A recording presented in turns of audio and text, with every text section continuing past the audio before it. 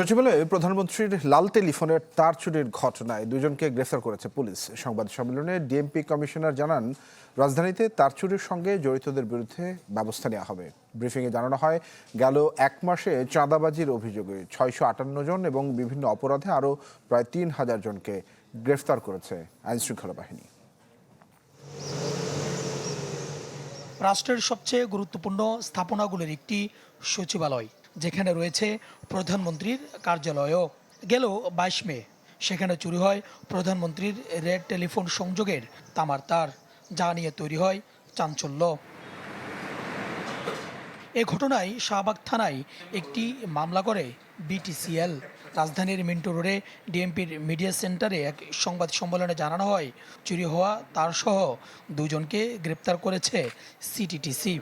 এই তার চুরির সাথে সম্পৃক্ত সচিবালয়ের একজন আউটসোর্সিং সদস্য, যার নাম রঞ্জন চন্দ্র, তাকে আমরা গ্রেফতার করি এবং সে এই তারগুলো যেখানে বিক্রি করেছে সেই ভাঙ্গারি দোকান থেকে আমরা কিছু তার উদ্ধার করি, 8 কেজির মতো তার উদ্ধার করি এবং সেই ভাঙ্গারি দোকানদার যিনি এই তারগুলো কিনেন তাকে আমরা গ্রেফতার করি। শুধু সচিবালয় নয়, রাজধানীতে তার চুরির সাথে জড়িতদের আইনের আওতায় আনার কথাও জানান ডিএমপি কমিশনার। নগরীর যে ভাঙ্গারি দোকানগুলো আছে, বিশেষ করে সেই দোকানগুলোতে আমাদের অভিযান করার পরিকল্পনা আমরা করেছি। আমরা সেখানে দেখব যেটা যে কী ধরনের মালামাল সেখানে আছে এবং চুরির মালামাল থাকলে আমরা অবশ্যই তাদের বিরুদ্ধে ব্যবস্থা নেব।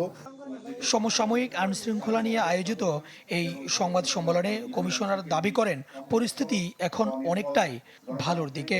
গত এক মাসে চাঁদাবাজির অভিযোগে 658 এবং বিভিন্ন অপরাধে যুক্ত আরও প্রায় 3000 জনকে গ্রেপ্তার করেছে পুলিশ। ধন্যবাদ আপনাকে। আমরা প্রত্যেকটি অপরাধের ক্ষেত্রে আমরা ব্যবস্থা নেব।